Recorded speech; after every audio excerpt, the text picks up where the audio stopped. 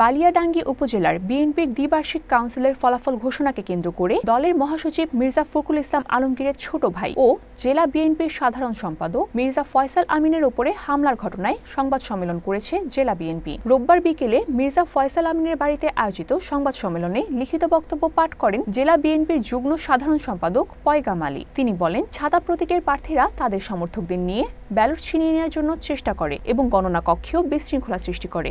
নির্বাচনের দায়িত্বপ্রাপ্তদেরও অবরুদ্ধ করে রাখা হয়। পরবর্তীতে ফয়সাল আমিন ঘটনাস্থল ত্যাগের সময় তার নেতৃত্বেই হামলা ও ভাঙচুরের ঘটনা ঘটে। তিনি আরও জানান, এখনো কোনো কমিটি ঘোষণা দেওয়া হয়নি, কিন্তু একটি পক্ষ জোরপূর্বকভাবে কমিটি ঘোষণা করার জন্য চেষ্টা করে যাচ্ছে। দলের পক্ষ থেকে এ ঘটনায় জড়িতদের বিরুদ্ধে সাংগঠনিক ও আইনানুগ ব্যবস্থাও নেওয়া হবে। উল্লেখ্য, শনিবার 12 জুলাই রাত 9টার দিকে সমীর উদ্দিন কলেজ থেকে ফেরার পথে ফয়সাল আমিনের গাড়িতে হামলা ও ভাঙচুরের ঘটনাটি ঘটে। গণনা কক্ষে প্রায় 4 ঘন্টা অবরুদ্ধ করে রাখেন। গণনা কক্ষ থেকে জেলা বিএনপির সম্মানিত সাধারণ সম্পাদক ও সম্মেলনের প্রধান অতিথি জনাব মির্জা ফয়সাল আমিনকে সর্বশেষ পরিস্থিতি সম্পর্কে অবহিত করা হলে তিনি দলের নেতৃবৃন্দের নিরাপত্তা এবং অবরুদ্ধ অবস্থা থেকে মুক্ত করার লক্ষ্যে পরিস্থিতি স্বাভাবিক করার উদ্দেশ্যে গণনা কক্ষে ছুটে আসেন। তিনি সার্বিক পরিস্থিতি বিবেচনা করে ও শৃঙ্খলা ফিরিয়ে আনার লক্ষ্যে কৌশলে করে নেতৃবৃন্দকে মুক্ত করে আনেন। সম্মেলনের নির্বাচনের কোনো স্বাক্ষরিত বা ফলাফল আনুষ্ঠানিকভাবে ঘোষণা করা হয় নাই।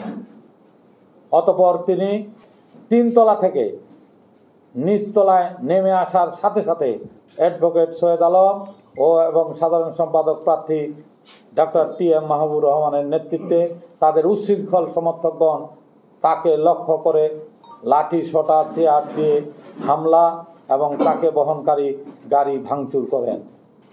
এক পর্যায়ে জেলা থেকে আগত অঙ্গ সহযোগী সংগঠনের নেতৃবর্গ তাকে রক্ষা করে আপ্রাণ চেষ্টা করে এবং তারাও আহত হন। জেলা অঙ্গ সহযোগী সংগঠনের নেতাকর্মীদের সহায়তায় তিনি ও অন্যান্য নেতৃবর্গ সম্মেলনস্থল ত্যাগ করেন। রাজনৈতিক সংগঠনে নেতৃত্বের প্রতি আনুগত্য একটি অপরিহার্য এবং বালিয়াডাঙ্গি উপজেলা বিএনপি এবং তার অঙ্গ সহযোগী সংগঠনের যে সকল নেতাকর্মী এই ধরনের ন্যাক্কারজনক ও দলীয় শৃঙ্খলা পরিপন্থী এবং আইন বিরোধী কর্মকাণ্ড করেছেন, তাদের বিরুদ্ধে তদন্তপূর্বক দলীয় সাংগঠনিক ব্যবস্থা গ্রহণ সহ আইনানুগ ব্যবস্থা গ্রহণ করা হবে।